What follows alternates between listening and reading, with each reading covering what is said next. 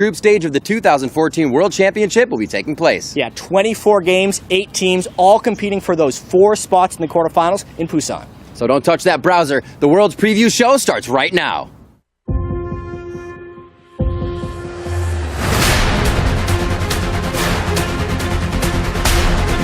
There could not be more on the line in this single game.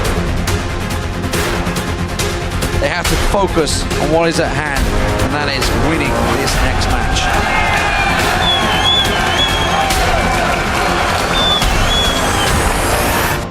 They make the comeback!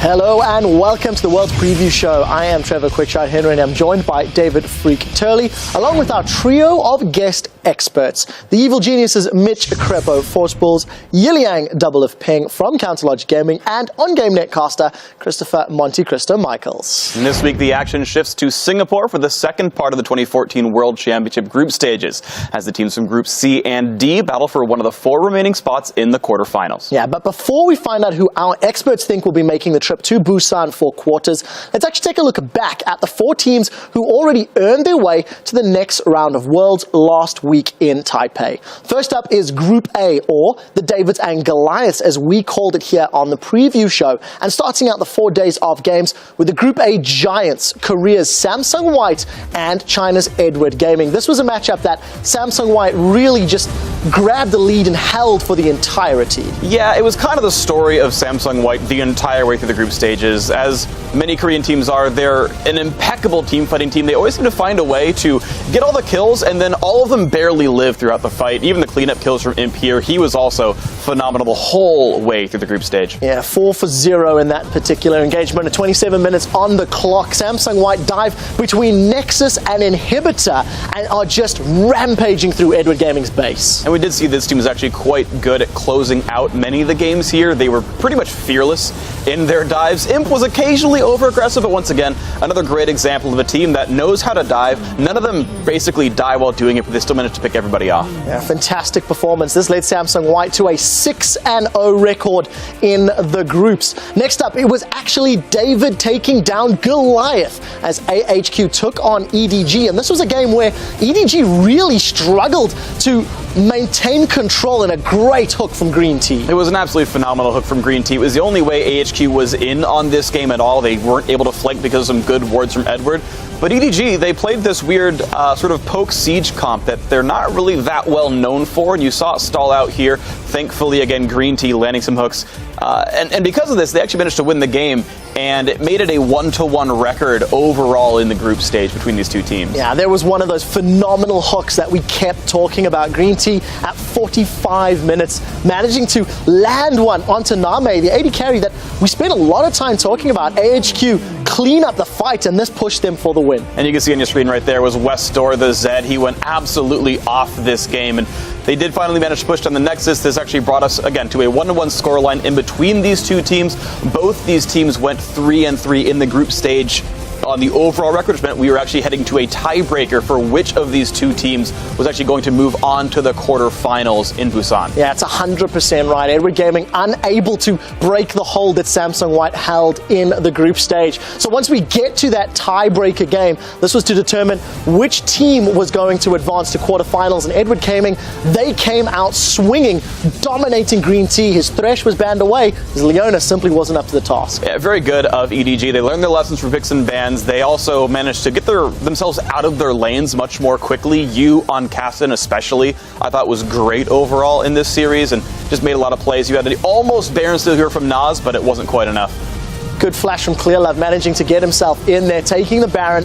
Once again, Edward Gaming cleaning up the team fight with a massive 10k gold lead, and despite the kills being even, it was all about EDG. So with the win, Edward Gaming moved to the quarterfinals to face their Chinese rival Starhorn Royal Club. Now, gentlemen, all 4 of you predicted that both Samsung White and Edward Gaming would be moving out of the group and into the playoffs. You were all correct in that. So let's take that aside and start with Group A, talking about some of the things that impressed us, some of the things that stood out. I'm going to start with Crepo. What's your take? Just the sheer amount of dominance that Samsung White just displayed, and I felt they didn't even have their their foot fully on the pedal. They were holding back, especially game 1 against EDG. They played their best, and then they kind of found out, like, yeah, okay, we're better than you. We're just going to play a little slower right now. And I'm just really looking forward to full power white and just, like, later in the games. Yeah, and double lift, we see Name eating some hooks from Green Tea. What was your take on his performance? Yeah, China is a region of great AD carries, so this guy's the best of the best, considered the best AD carry in China, and I expected much more consistent positioning, better laning, but he just got stomped in lane by Imp and just missed position, almost threw their chances at making it to quarters.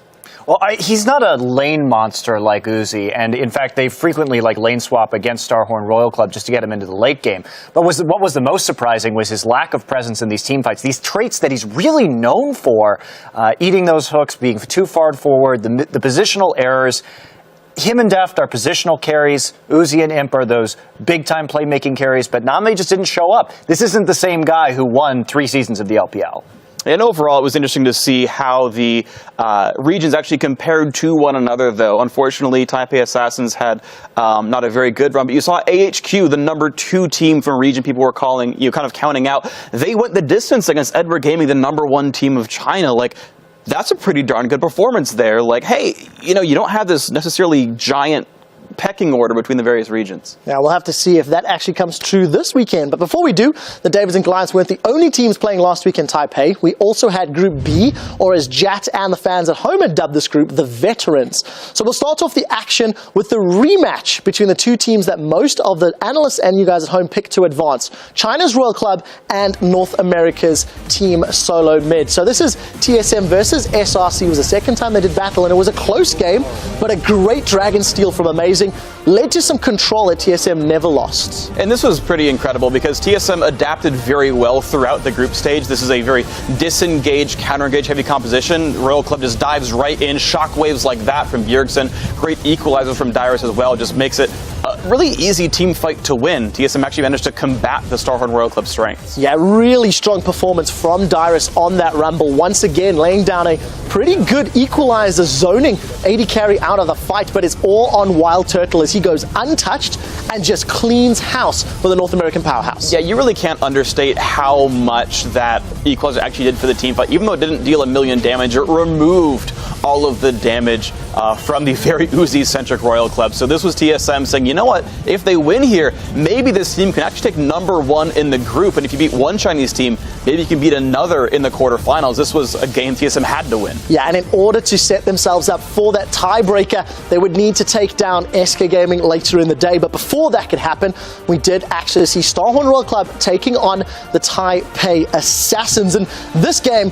went real aggressive, real early, and BB was really out of position. He gets punished for sticking under the tower. Yeah, we obviously saw this a lot from Taipei Assassins. A fairly large number of early game misplays by the team. It was pretty hard for them to get out of the first 15 minutes. And while the game didn't mean much for TPA moving out of the quarterfinals, it did mean that if Starhorn won this game, they would have a much easier time getting first place seed out of the groups here. Less than 2 minutes later, a double bubble coming down from Zero allows Uzi and Zero to get themselves and grab some kills. I think Uzi's still going to be saying #worth with big smiles on his face from the player cam. Taipei Assassins really not showing up in the group stage. We see Starhorn Royal Club with a massive lead, cleaning house with a good tidal wave, and really this is just one for the books. Well, it's something that this team is honestly very good at, is these team fights, is diving very aggressively, and if they can keep Uzi alive, which they do right here, then they're in pretty good shape, and it's just cleanup at this point. Starhorn Royal Club, 5-1 in the groups, pretty darn good run for them. And of course, this did set them up for that tiebreaker. If it were to happen, it would mean that Team Solo Mid would need to take down SK Gaming.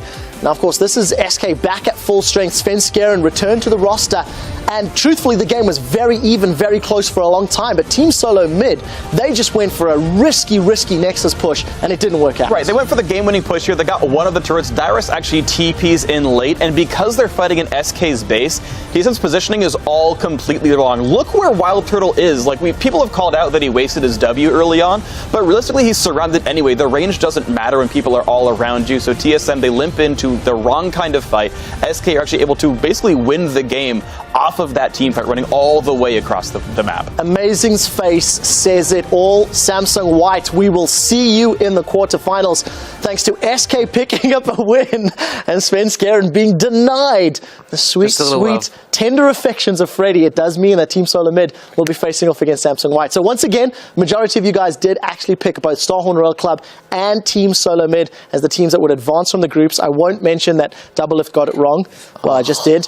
So let's actually start with Doublelift. What was your thoughts on the group and what we see out of these 4 teams? Well, I just want to point out that Starhorn Royal Club, the last thing I would describe them is clean. These guys win very sloppy in my opinion, and they got kind of exposed by TSM in their loss. Their weakness seems to be just counter-engage because all they know how to do is go in. So I felt like it could have went either way. If TSM didn't have that loss to SK, which really could have went either way, then I thought TSM could have swept that group and made it out in the first seed. So Starhorn Royal Club, I feel, is very fortunate to have that first seed, and we'll see how well they do in the quarters because I feel like they are a lot weaker than I expected. Yeah, that's actually the point I was going to make. Thank you for that, Peter. Yeah, basically, how much that one game ended up mattering. SK against TSM right there. TSM should have won that, and that makes a difference between TSM facing White in the quarters or EDG, and that for TSM, that can spell the difference between basically what likely is being predicted as a stomp for White to actually potentially making it to semifinals, which would have been really big. So that one game just like swayed their fate entirely, and yeah, unfortunate. I can't agree with the fact that you say that TSM should have won that game. They fell behind pretty far early. I think they were even lucky to be able to execute that mid lane push. Yeah, it was disastrous, but to even get to that point with that fed vayne, I think was very fortunate for them. And if we take a look at SK over the course of the group stage, I really want to highlight Freddy's play because he stepped up. And over the past season, he's been kind of gaining ground. He's considered one of the top laners in Europe, and he did work on that SK Gaming team. I was very impressed by his play on the world stage, really showing that he's a top-tier top laner. He has shown phenomenal growth from the time that he played in AAA. He used to be very solid there, but people will just dismiss him really easily. But he has really stepped up, and he's really surprised me as well. Yeah, I completely agree. Yeah, and honestly, I just liked, once again, sort of same story as Group A, the regional parity here. Number 3 team from Europe, 1-1 against the number 1 team from North America. The number 2, very nearly the number 1 team in China as well. Starhorn Royal Club right there. So you see all these teams very close together in skill, and I just kind of wish we could have seen what would have happened if SK had their full lineup and, Svenskeren hadn't made that mistake. Yeah, big thoughts indeed. All right, so with the first 4 teams locked into the quarterfinals, the world's bracket looks like this. The biggest giant from Group A, Samsung White, will face Group B's runner-up, Team Solar Mid, on Friday, October 3rd. And then in the bottom half of the bracket, we've got a rematch of the Chinese regional finals. Group B's top team, Starhorn Royal Club, facing off against the Chinese champions, Edward Gaming, on Saturday, October 4th. Yeah, now before we discuss which teams we think will be filling in the rest of the world's bracket, it is time for one more look back at Group Stage 1 as we hack into the player comms of AHQ and Edward Gaming for a special Worlds edition of All Chat. AHQ could still potentially cause a big upset here. If they could take down EDG, they still have a chance of qualifying. 露露美 TP， 小峰可以看一下，他们要过来。你们够得到吗？要上了，要上了。He gets hooked once again. This is real bad news once again. 我干杰，我干那个，他死，陆先死了，解析，他没闪。露露出来呀，露露出来呀。They can take Baron, or they can say, screw the Baron, let's go for the win. They're gonna go right up that mid lane, Joe. They want to answer the inhibitor. Let's see if they can do it. 5 members shoving another turret. What the hell is happening here, ladies and gentlemen? AHQ are turning this game on its head. 冷静。大绝15秒，时光很去。This crowd is lighting up and ready for AHQ to take a victory. 他。Oh my God, Bryce is going low here, but he himself has got a guardian angel. AD 杀 AD。Koro is still in there. They're focusing on the next. And the Nets has got to finish it. They're managing to do it. They're taking AHQ. Beat Edward Gaming. Can you believe it? Insane scenes here in Taipei. Wow. There are no words that can do that play justice. I have goosebumps watching that again. I think the crowd did it justice. I completely agree. All right, guys, let's actually move on to the teams that will be playing this week in Singapore. And first up, we'll actually check out Group C. And just like last week, we're going to turn to you guys in order to help us pick a slightly more exciting name for the group. But you mean Group C doesn't convey any sense of ferocity or anything close here? No. Oh, well, luckily you guys came out in force on Twitter with plenty of suggestions that capture the epicness of the group, and those range from C is for craziness to OMG WTF, and then my favorite, Bloodbath and Beyond. Yeah, well, a lot of you are referring to Group C as the group of death. At best, Rollock sent in mid-lane madness, which we actually think fits rather nicely, and we'll explain why a little later. Let's take a look at the 4 teams in the group. First is the number 2 team from the European LCS, it's Fnatic, along with the number 1 team from Korea, Samsung Blue. Next is the number 3 squad from the North American LCS, LMQ, and finally the number 3 team from China's LPL, OMG. So we'll start with the number 3 team from the North American LCS. It's LMQ. And now, Freak, you've actually watched these guys play all year long. What do you think about the team and the chances at Worlds? Honestly, LMQ are very good, and I actually love their story. It's kind of the American dream. They moved to America from China, brand new lineup. They started in the Challenger Series, and they absolutely dominated the Challenger Series from start to finish. They won basically everything you could have, qualified for the LCS, stayed top 2 in the LCS the entire season, and then made it to the playoffs. And aside from one 5-game loss to TSM, steamrolled through the playoffs, looked great there, number 3 seed overall, an incredibly good lineup. And let's actually take a look at that starting 5. In the top lane is Ackerman. Last year, he was known as Godlike on Royal Club, was a finalist for the World Championship last year. The jungler is No Name, he's the primary shot caller. Mid laner Xiao Wei Xiao. AD carries Vasily, and supporting is Moore. Yeah, and I think when you look at this lineup, there has to be some emphasis and focus on Xiao Wei Xiao. I think he did a really good job in the NALCS. And Crepa, what's your take on this player? See, when I initially thought about Xiao Wei Xiao, I thought a very passive mid laner that goes for farm, has a really high GPM as well. You look at the stats right there on your screen, a lot of gold, the highest in the NALCS. But then if you look at his kills, apparently he has like 114 kills, which is also higher, and it's a lot higher than I expected. However, I can see that happening because I remember playing against them, and they would basically, once he came out of farm mode, they would switch him to the bottom lane and let him play assassins, like LeBlanc back in the day, and let him use rack up kills that way. So I'm looking forward if LMQ is going to repeat that with the resurgence of the assassin metagame. Well, we'll have to see if he can get his hands on it. Somebody else who picks up a lot of kills is Vasily.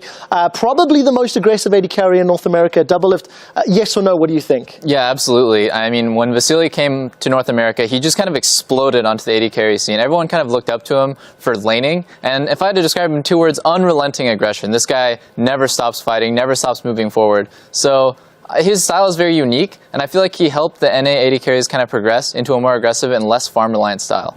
All right, next up, it is the number 2 seed from the European LCS. It's Fnatic. Fnatic is going to be one of the most recognized teams in the Western scene. They were the Season 1 World Champions, and then when the LCS started, they won the first 3 European splits back to back to back. In the midst of all that, they also had a semi-final placement during last year's World Championship. I think there's a lot of pedigree in this roster, and there's even more expectation on their shoulders coming into this World Championship. Oh, absolutely. Fnatic started out the last World Championship with a bang. They dropped 1 game during the group stage, including beating out big titans like Gambit or Samsung Ozone, now Samsung White this year around. They took out Cloud9 in the quarterfinals. They finally did lose to a Royal Club in the semis, but that's still a top 4 at Worlds, which is incredibly impressive. Now they're back at Worlds for the 3rd time as a team. They've got a new AD carry and Reckless. It's a pretty incredible lineup. Let's actually check out their 5 starters here. In the top laner, Soaz, a great Frenchman there. He's known for all kinds of crazy things top lane. Some good, some bad. We'll see if it works out for him. Cyanide, one of the players who's been with Fnatic since Season 1.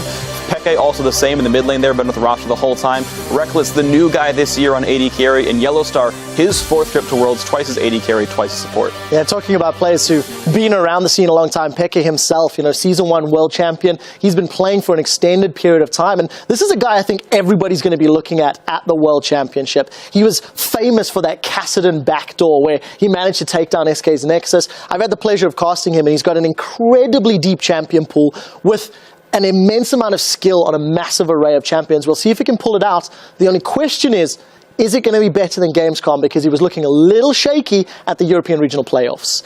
Reckless is a player I want to talk about, but I want to ask Crepo your opinion on Reckless, because you've known him for quite a while, actually. Yeah, I really like Reckless a lot. He's like a little brother to me. I've helped him a lot with just with stuff here and there, and I was so happy that he could finally got into LCS and basically show the world how good of a player he is.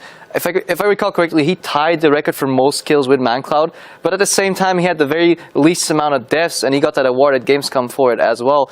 And it's just impressive how few times he dies, how well he positions. People always call him like, you know, he farms too much, he doesn't help his team enough. But getting those stats in an entire split is very impressive, and I'm definitely looking forward to how his laning phase will go together with Bora, and because I played against them and they were pretty damn good in lane. Yeah, I'm looking forward to seeing how he has grown. Reckless has been quite outspoken about doing better in some of these weak areas.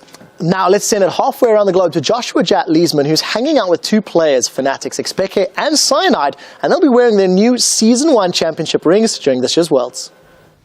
Thank you very much, Quickshot. And I'm joined here by Peke and Cyanide from the Season 1 World Championship Fnatic team. You guys actually just recently received your World Championship rings. Talk to me about kind of what that means. First of all, the ring is pretty cool, obviously. And I don't know, I got really excited when they told us that we would actually get the ring, because I never expected the ring. I never really care about the ring, but it's super cool to have something that in the future you can look at and save it in your stand or something and look at it and be like, that means something, you know? It's better than know that you want it. You can actually look and see something that reminds you of it. Yeah, absolutely. And Cyanide, along with the ring, you guys also are getting some championship skins. Are there anything you're particularly going to want to play? Well, obviously Javan, since it's like my skin. But yeah, I remember when like Season 2 I was super jelly, like TPA was getting like rings and skins and stuff. Like obviously it wasn't as big in Season 1, but I find it really cool that Riot made us the skins anyway and gave us the rings at some point.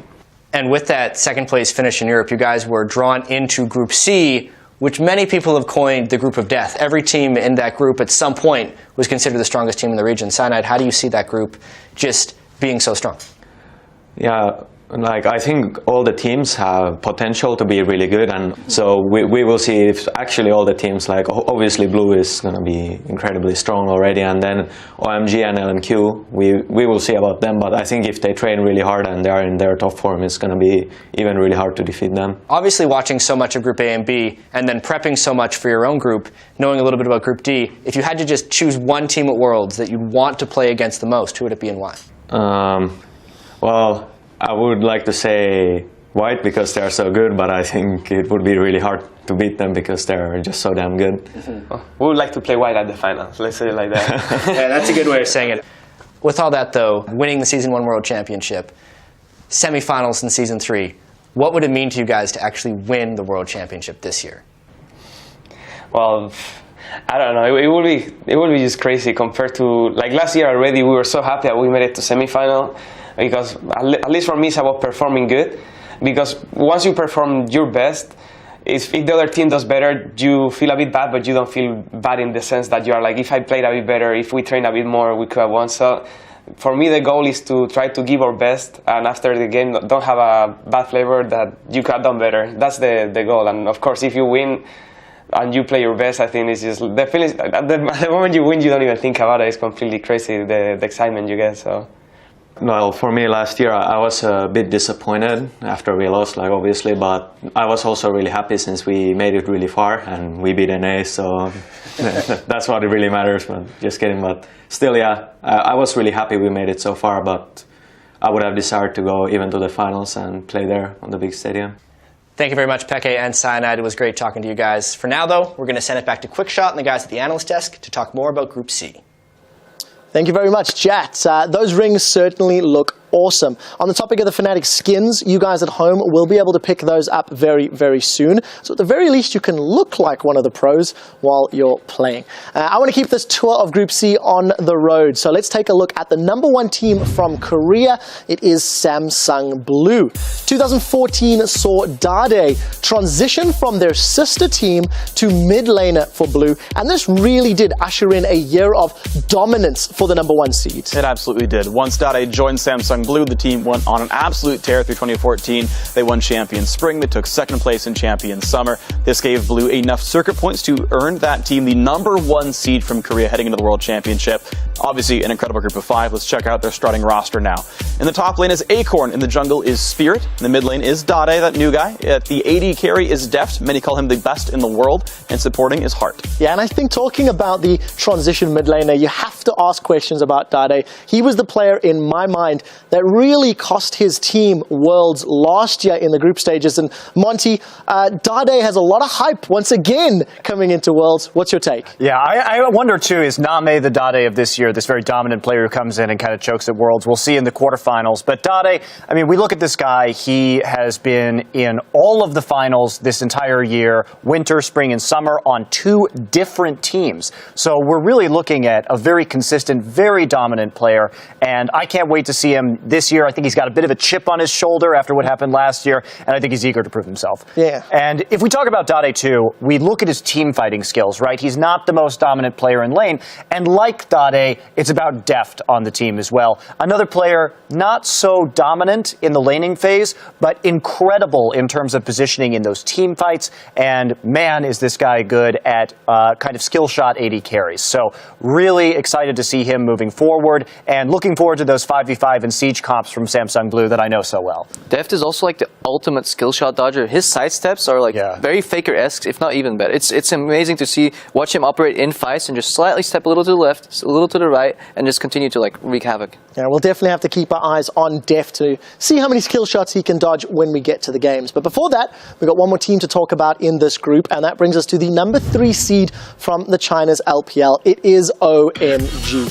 OMG have actually had a very strong year in the LPL. After making some name changes to their players and positional swaps at the beginning of the season, they have consistently finished in the top 3 of the LPL throughout 2014 and took 3rd place at the Chinese regionals to earn their trip to Worlds. And this is the 2nd Worlds trip in a row for OMG. Last year, they went beast mode of the group stage. They only dropped a single game, including going 1-1 against SK Telecom T1K, who also demolished everyone, and they actually won the whole World Championship. So in the quarterfinals, though, OMG, their run was cut short. They got taken out by fellow LPL team Royal Club, who went to the finals themselves. So they've only lost to the best teams in the world that year.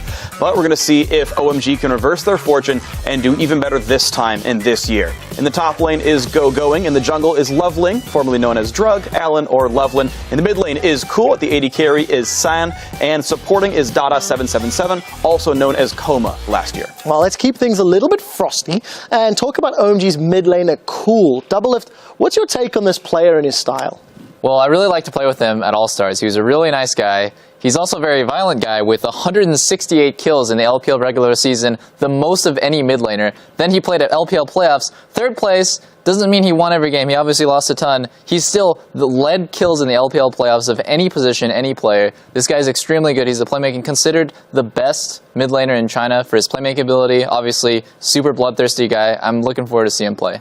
He's been actually just incredible. And one guy I got to talk about as well, this team is pretty solo lane focused. It's their top laner Going. He's just been awesome as well. One thing I want to share about him is in the Chinese summer LPL playoffs, they played Royal Club in 2 different BO5s. Both went to all 5 games. So 10 games against Royal Club. 28 of the 30 bans from Royal were aimed at Going. This is a scary, scary top laner who's going to pull out the Maokai and Alistar, but also carries like Jackson or Aurelia. It's going to be a lot of fun watching him play. Yeah, we'll need to see if Going pulls out the Jax. Anyways, it is time to freeze the minions and head over to the Telestrator, where Monte Cristo is ready to dissect the mids in the laning phase. Thank you, Quickshot. The aptly named Group of Death will undoubtedly see some fierce battles this week, and I believe whoever wins the mid lane will come out on top. So let's take a quick look at how I rank the 4 players who will be front and center for Group C. Number 4, it's going to be LMQ's Xiaowei Zhao. Despite this summer being his first split in the North American LCS, he led the league in kills by a mid laner and won the summer split most valuable player. That said, he is a very farm-dependent mid laner, and he has less playmaking ability than the other mids in this group. He's also not up against the toughest competition in North America. At number 3, we're going for Fnatic's X Peke. He is one of the top mid laners in Europe, and of course his name has become synonymous with backdooring a Nexus thanks to his famous Kassadin win. Although he is an assassin player and the meta is shifting back in his favor, he's overshadowed by the two other players in this group purely because of increased playmaking ability. Number 2 is going to be OMG's Cool. He did have a great showing at last year's Worlds, keeping up with Faker in lane and proving a lot of his abilities. He did tear through the group stage last year. It's going to be a little bit harder this year. He's the best mid laner in China. He kept up his performance throughout the LPL this year, and he really has hard carried his team. He got as many as 20 kills in a game in the playoffs in the LPL. And especially on OMG, they're a very solo lane dependent team. He is the rock that they kind of build their foundation on.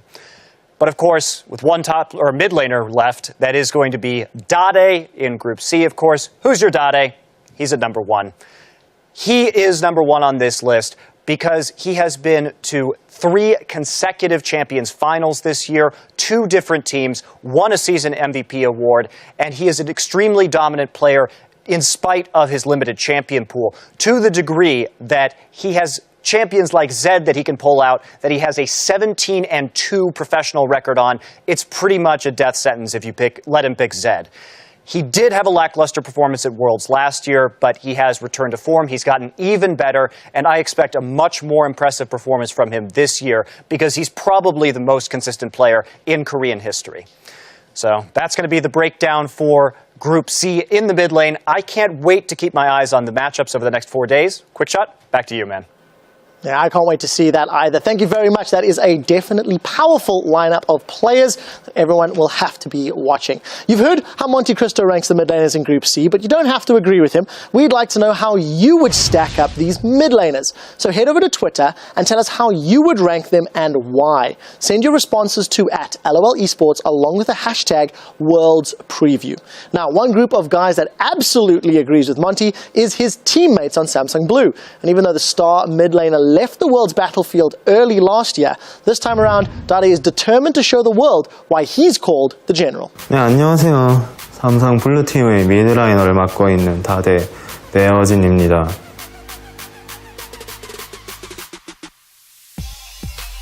저를 수식하는 여러 말들이 있죠. 인간 제드라던가 장군이라던가. 누가 먼저 시작한 건지는 잘 모르겠지만 장군이라는 별명에 대해서 평소에 신경 쓰진 않습니다. 제 생각에 엄청나게 많이 의식하고 있는 것 같아요. 뜨거운 이제 여름날에도 자켓을 입고 있잖아요. 그런 게 보면은 망토 이렇게 들은 대장군 포스처럼 이렇게 느낌이 있으려고 걸음걸이도 약간 다가가면 한 대 맞겠다 이런 느낌의 풍채를 풍기면서 걷고.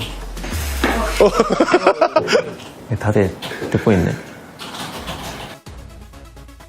8강까지가 그때 당시 오존팀의 최고 성적이었는데 다데 선수가 들어오고 나서 바로 우승을 했고 MVP 미드 다데입니다. 다데 선수가 평소 연습 때보다 대회 때 거의 한 2배, 3배는 목소리도 크게 하고 말도 많이 해요.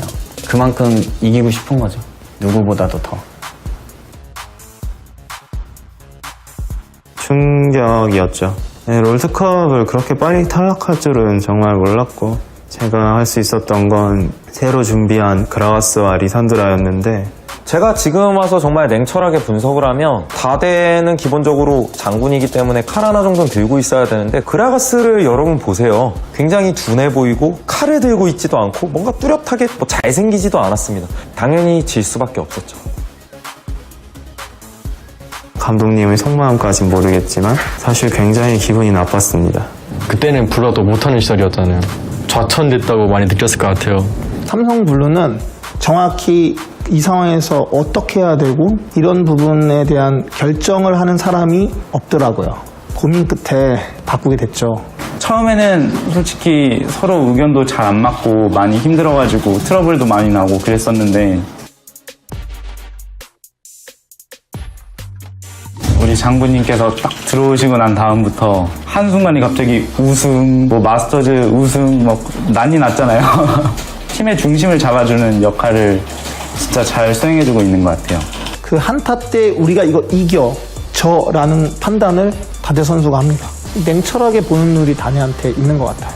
뭐가 됐든 간에 블루에 와서 우승을 한 거고 결국 잘 되긴 했죠.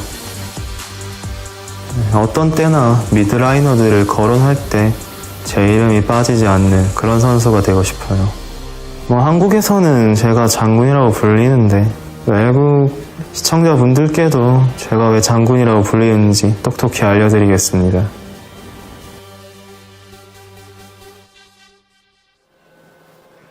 Wow, those are some strong words from Dade.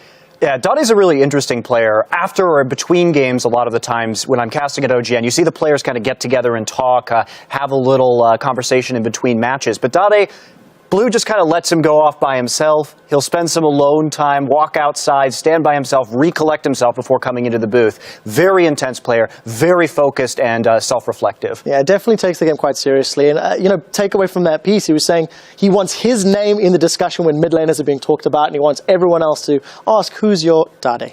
Right, we've taken a look at the teams in Group C, and it is time to lay it on the line. So, gentlemen, which two teams do you think will be advancing to the quarterfinals and why? We're going to start with Monte Cristo. We know you're picking Samsung Blue. Who is the second team from this group to advance and why? Well, realistically, everybody is going to pick Samsung Blue. It's really a battle for second place here. I don't think LMQ has what it takes, but OMG and Fnatic are a little bit closer. I'm going to take Fnatic here just because I think they can stack up a little bit in terms of the solo lanes, but the big difference is going to be Reckless and Yellowstar, who I think will be dominant in the bottom lane. Sun and Dada have not been looking too good over the course of the last few weeks of the LPL and the regionals, and that's going to be the difference. Well, talking about the AD carries, Double Lift, you're next on my hit list. Who are your two teams advancing and why? Well, Samsung Blue is the obvious number one, but I think I'm going to surprise some people by picking Fnatic as my number two. I'm a huge Reckless fanboy, actually. I've been talking to him on and off for like a year or so. And I just feel like Fnatic's solo laners have always been the kind of players to step up when it actually matters. It is a battle for second place between Fnatic and OMG for me, but Fnatic's the clear number two. Crepo, predictions, 1 and 2, who's it going to be and why? Yeah, I'm definitely going with Blue first. I mean, everything has been mentioned already, but the battle for second place is going to be really interesting. I think OMG has one of the better, if not the best, solo laners combined as a pairing outside of Korea. But then again, like Xpeke and Soaz will be able to hold their own, while their bot lane should just outmatch OMG's bot lane completely. Barring any upset or just swings from LMQ, Fnatic should be the second team in this group. All right, so Freak, is it going to be a clean sweep? Is it Blue and Fnatic all down the line? No, so of course, yes, Samsung Blue, right? I can repeat what you guys said, but you guys got it right. My second team is going to be OMG, though. I think OMG is stronger. Remember, this is basically the same team that went to Worlds last year. The only games they even lost were to the number 1 and number 2 teams at the World Championship last year. Like, OMG had an unfortunately short run in Season 3, but they're incredibly strong. Cool is ridiculous. I think everyone's going to know his name, maybe even more so than Dada because he is the carry here. And so it's going to be fun to watch OMG. Yeah, we'll have to see how they perform. And just food for thought, Fnatic did not look too great at the EU playoffs. Right, we would like to turn back the dial a full year and time travel to the Season 3 World Championship, but without the aid of a DeLorean, a British police box, or an excellent adventure. We're going to rely on the brawn of your brains. So in other words, let's see how well you guys remember those games from last year with a little Worlds trivia. Rack your gray matter and see if you can remember who was the most played champion during the 2013 World Championship. Yeah, tweet your answers to us at LOL Esports with the hashtag Worlds Preview, and we'll see what your memories are made of and check out your answers on the next preview show. Now, let's go back to the future and shift our focus to the 4 teams that make up Group D. And once again, we're going to harness your hive mind for a slightly better group name. Right, so Group D sounds solid, like the kids who got picked last for the kickball team, so maybe not so good. But thanks to all the power on Twitter, you guys came through with some terrific suggestions like Don't Blink. Yeah, we had a tie for our favorites, and we decided to combine them. Yeah, so the majority of you agreed that there were 3 favorites in this group, and we chose to call that Triple Threat, and that got at Kawaii Ganjin, who got that one together. But because we love the underdog so much, we chose Blue Shell Kaboom from at Gentleman Gustav. That means Group D shall henceforth be known as Triple Threat Blue Shell Kaboom. Yeah, I actually know what a blue shell is after learning it last week on air. Now, here are those 3 teams and a video game reference that I'm totally aware of. So, first is the number 2 team from the North American LCS. It is Cloud9, along with the number 1 team from the European League Championship Series, Alliance. Next is the international wildcard team from Brazil, Kaboom Esports, and the number 3 team from Korea, Najin White Shield. Yeah, all right. Up first on our tour of the group is the international wildcard team, Brazil's Kaboom Esports. Kaboom has been one of the top teams in Brazil throughout 2014. They've made it to the Brazilian League Champions Series playoffs 3 times in a row, but they came away without a top 3 finish each time. However, the team stepped up this year. They took first place at the Brazil Regional, and that earned them the spot to the International Wildcard Tournament, where they 3-0'd Latin American team PEX Gaming, and they became the first Brazilian team to compete at Worlds. Let's take a look now at the roster. In the top lane is Lep, in the jungle is Danagorn, mid lane Tin Owns, AD carry Minerva, and supporting is Dance. And I think I just want to highlight Tin Owns personally, because I think he's one of the mid lane prodigies that came out of the Brazilian server. His Orianna is phenomenal, and he ended up with a 7.8 KDA during the course of their international wildcard tournament run. It's definitely a player that Kaboom are going to be looking at to carry them and work alongside. But it's the shot caller Danz that is standing out and has had a lane swap that allowed him to grow. Freak, do you care to add? Yes, he's a converted AD carry player there. He's filling up the shot calling role for the team, and he's been incredible overall, right? He had a great KD during the international wildcard as well. So far, is so good for this team. And what I love so much about this Brazilian team is that a little bit like China and North America, where they started importing a whole bunch of foreign players, this is a team that stuck with an all-Brazilian lineup and shot past all these sort of Korean-laden rosters, and have done so well with the homegrown talent pool, and it's been great to see him go. Yeah, talking about importing some Korean talent, let's talk about the Korean team in this group, and it is the number 3 squad from the region, Najin White Shield. Najin White Shield has been one of Korea's top 5 teams all year long, but their strongest finish came when they took 2nd place in Champions Spring. And their point total narrowly qualified them to compete in the Korean regionals, but they swept the KT Bullets 3-0, they swept the KT Arrows 3-0, and then they took down defending world champions SK Telecom T1K 3-1 in the final match, and they earned that last spot at Worlds for Korea. Let's check out the starting lineup now. In the top lane, Save, one of the best top laners in the world, absolutely. In the jungle is Watch, in the mid lane is Goong, AD carry Zephyr, and support Gorilla, the original OG Janna. And the mid lane trend will continue, as Goong is one of our players to watch. Monty, we always throw the Korean information. What's your thoughts on Goong and, this squad? Yeah, Goong is a very interesting player. He's very mechanically adept, but he's always had a very small champion pool. When Nidalee and LeBlanc got nerfed, we did see Shield kind of fall back off. Now he's resurged with Zed, with Ahri, with Orianna, and that's what he showed very dominant play on during regionals. Is he going to be able to be easily banned out? That's kind of the question moving into the Group D games. Yeah, and I've got another question, because I know you've got a little bit of a man crush on the top laner Save. So tell me a little bit more about why you like Save so much. I refer to Save as the last of the top carries. He and Flame are very much at the top of their game.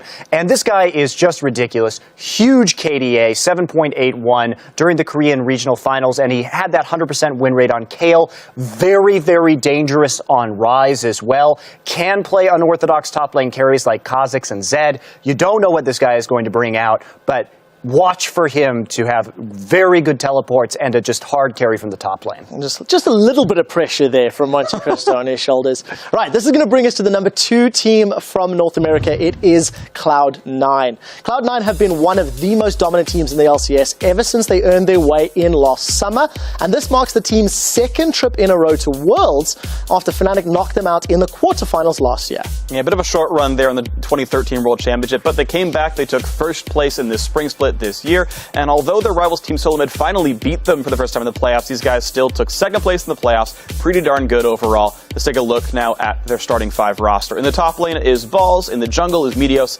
High is their mid laner, AD carries Sneaky, and supporting is Lemonation. Now, this is a team that's been doing very well in Korean solo queue. I want to ask a little bit about Sneaky, Double Lift. Sneaky's sort of one of the quieter AD carries from North America. How's he going to do on the world stage? So before, I felt like he took a back seat. He wasn't really a carry, like a big force to be reckoned with. His job was primarily just to go even in lane and just kind of shine in team fights or later stages of the game with rotations. But nowadays, he really stepped up. His laning has improved a lot. His synergy with Lemon has gotten to the point where they're actually consistently winning lane. And their mid-game rotations are just all focused around the AD carry, actually. Sneaky's getting a lot of farm, a lot of kills, and stepping up. I mean, that backseat point actually ties back to Meteos as well. He was known as a jungler that used to farm a lot and just had this stigma around him that he would never gank. But he stepped up this game, diversified his plays, and just improved his champion pool. At the start of the year, his Lee Sin wasn't good. He even said that himself. He kept playing it because he was smart enough to play that champion.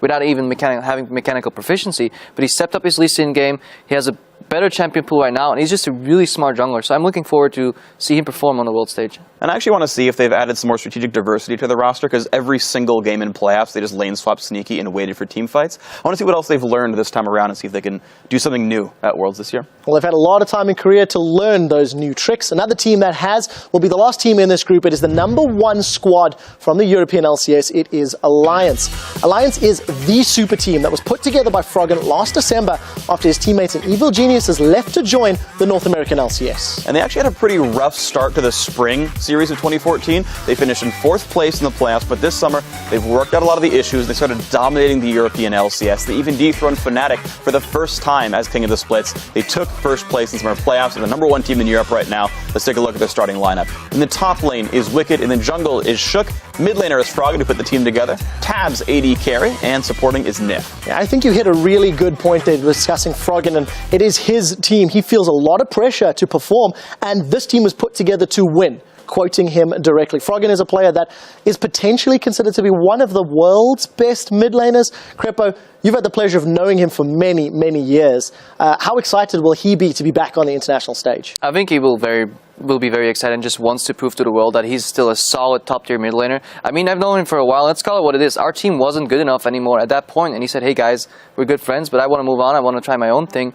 And with all respect, he's very outspoken in that regard. He's very honest. So that's why we're still good friends right now. And I wish him the best, but it's going to be really hard for their team to match up against some of the other teams in this group. Yeah, we'll have to see how they do. Somebody who's a little less outspoken, but equally talented, maybe. Tabs in the AD carry role. Double lift. Have you watched much of Tabs? What do you think of his style and his play? I have watched much of Tabs because he's actually getting more and more outspoken within the community, and he's a really solid AD carry. He's just been kind of overshadowed in terms of statistics. He's got less kills, he's got a worse KDA, and he's got a really strong champion pool, but not quite as good as Reckless throughout the regular split. But actually in the playoffs, he had a higher KDA than Reckless and performed, in my opinion, a little bit better. So I'll see how well he does on the world stage. This is his second time returning. He's no stranger to going to Worlds. He went with the first place team again last year with Lemon Dogs. So I feel like Tabs has a lot to prove. All right, with that, it is now time to leave the base again and take a look at the lanes as Monte Cristo leads us into the laning phase. Thanks, Quickshot. When considering the teams in Group D, I have to keep the focus on the mid lane once again, just like Group C. So let's check out the players in that role and see where they rank here at laning phase. Number 4 probably won't come as a surprise. Tin Owns from Kaboom. He's definitely the strongest laner in his region. Unfortunately, that region is still up and coming, and we're talking about the World Championship here, so he is going to be overshadowed by the other mids in this group. Number 3, I'm going with Hai. Hai's obviously a very strong shot caller, but is a bit weak when it comes to his laning and his champion pool. Now, I do think we'll see an improved Hai due to his time in Korean solo queue. I think out of any player who went to a boot camp in Korea, he had the most to gain. Number 2, going to be Goong from Najin White Shield. He had a strong performance throughout the Korean regionals due to his mechanical skill, and he was instrumental to taking down last year's world champs, but he still has that small champion pool that's plagued him. He's also been rather inconsistent over the course of the year, and I feel he could be targeted out with bans if he hasn't broadened his pool in the last few weeks. Number 1, it's going to be Froggen from Alliance. He's one of the top mid laners in the world, certainly. He comes into this series with a very large champion pool and that consistency that we look for in top players across metas. He plays a very calculated style, he knows his limits very well, and he's always relevant in game. So that's going to be your laning phase for Group D. Quickshot, back to you. Thank you very much, Monty. Once again, I'd like to hear from you whether or not Monte Cristo was right or wrong. Let us know what you think by ranking these mid laners and also telling us why. You can send your answers to @LOL Esports with the hashtag Worlds Preview on Twitter.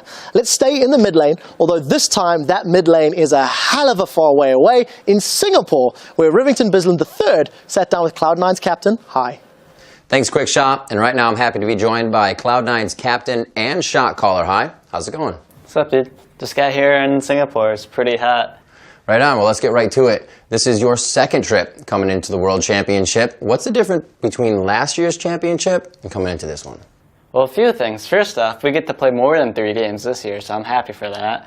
And we're also over in Asia. Last year we were back in LA playing right next to where we live, and now I'm all over here in Singapore. Never been here before and playing a game I love. Right on. And how are you guys actually feeling about that group stage? Because you guys usually seeded out of it. Now you got to play. What are you thinking? I'd like to say our group is pretty hard. There's obviously 3 favorite teams to come out, Naj and Shield, us, and Alliance. Basically, when we got second place at playoffs, that made our group, or our possibility of getting our groups, much harder. So it's kind of our punishment, I guess, for not taking first. Speaking about that second place, it's the first time since Cloud9 has been in the LCS that you guys don't grab the title. What was the feeling of the team? I think it depended per person. Some people were more mad, some people were more sad, some people were just like, it happens. Or they just weren't expecting to win anyway, just because how practice was going. So depending on who you asked, they'll give you a different answer. All right, and obviously everybody, as fast as they could, took off, got to the boot camp in Korea. What were the benefits? What did you guys draw from that? So we got to practice for 3 weeks in Korea. We learned a lot here. If we got to stay here for another year, I'm sure we could compete against the best Korean teams over and over. But we only got a limited amount of time to practice against them.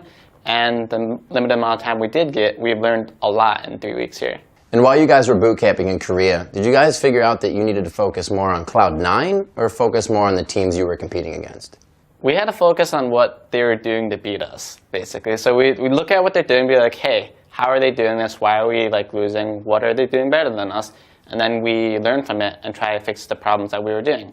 And it went pretty well, actually. And which team are you guys looking forward to face at Worlds if you get the chance?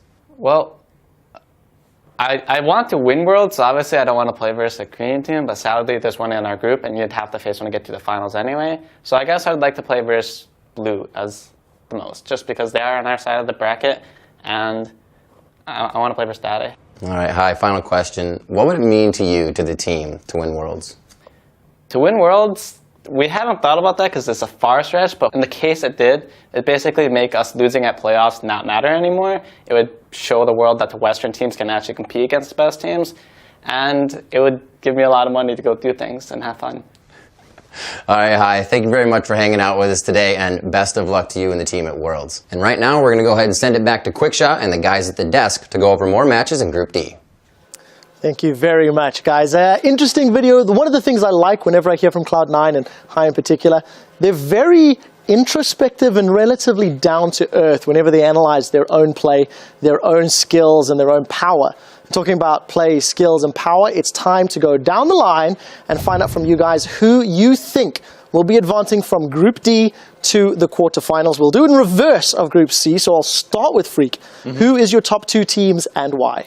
Well, the first thing is not going to be reversed. The Korean team is going to top the group. I think no one's really surprised here. Naj and White Shield are incredibly strong, especially that run down the Korean regional where they like 3-0'd KT Arrows, who was like, oh my gosh, they're so amazing. Suddenly they get 3-0'd by these guys. So ridiculously strong team overall. My number 2 is going to be Cloud9. I think they underperformed a little bit in playoffs. Just seeing them advance in Korean solo queue, like 3 of their players are in like the top, like, are playing so many, like if you rank like the LCS players coming over to Korea playing solo queue, 3 of them are in the top 5 here. They're playing a whole lot. They're incredibly dedicated, and I think they're going to go far. Crepo, you're next on my hit list. Who's 1 and who's 2?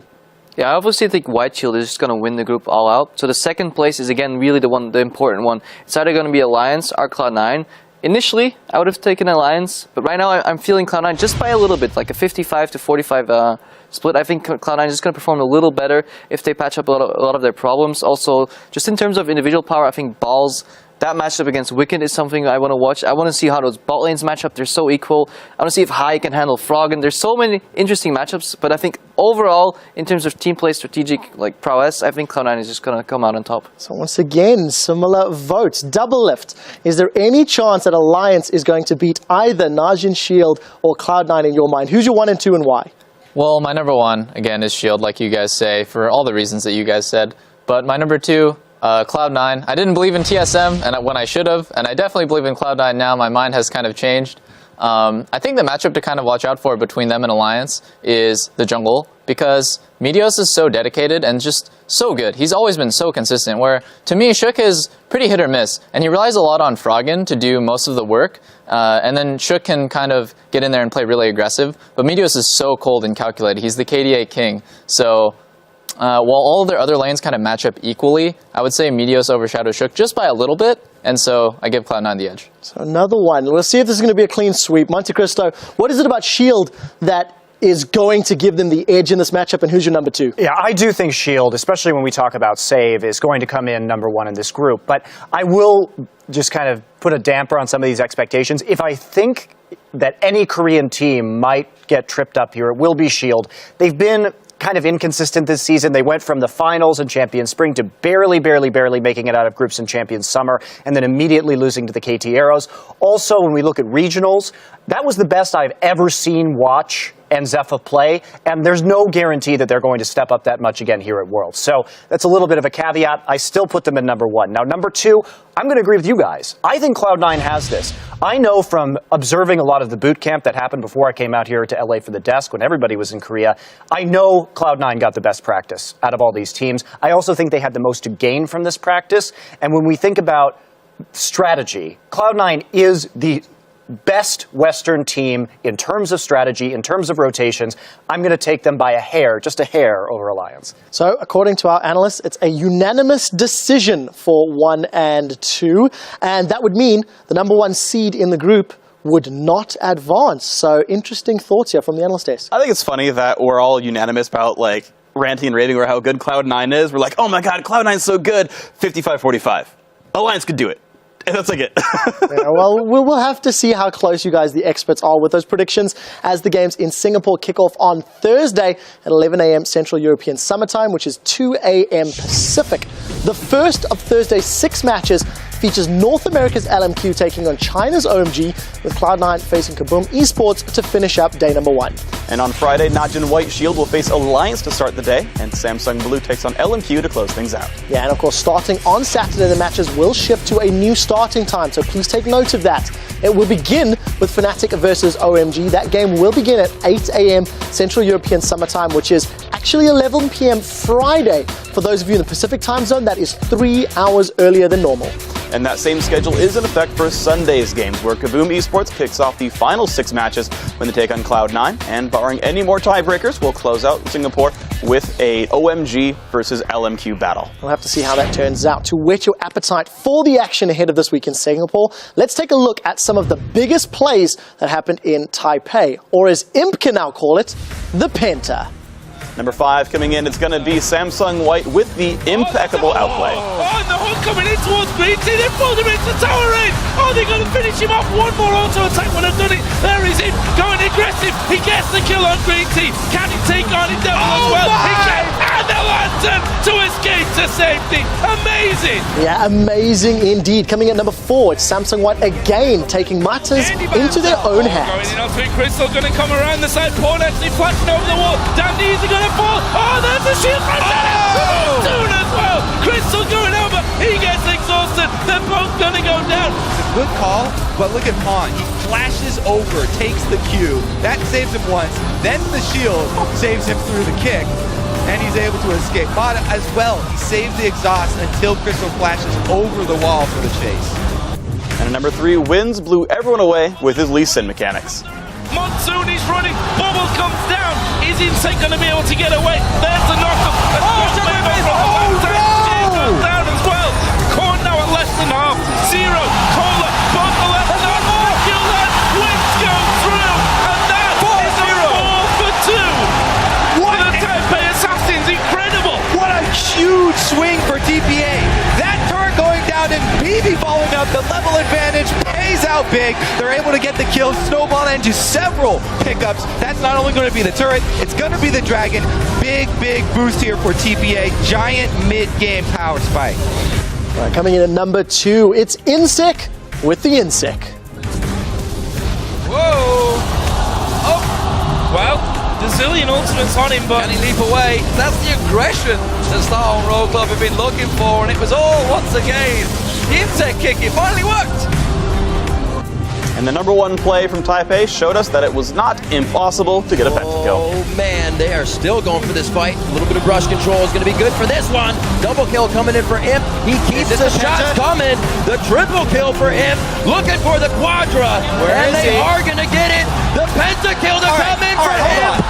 Pentakill! Now we thought we'd have a little bit of fun. So it's time once again for the 2014 World Championship preview show, Mad Libs. Oh, jeez, quick shot, please, no. I think we had enough suffering from that last time. I gotta stop you, man. Last week, I think I summed up how everyone on the desk feels watching those Mad Libs right now. Whoa! In contrast to Darby. No. In contrast to Darby. No. Explain why. What do you think? Yeah, I'm not going to fight for them either. Right, I see how it is. Rest in Pepperoni's League of Mad Libs. So instead of everyone's favorite segment, we're actually going to leave you with a music video that was created specifically for Worlds by OMG that shows a different side of the 2-minute tower diving, team fighting starting LPL powerhouse. Here are Go Going and OMG with our last hit.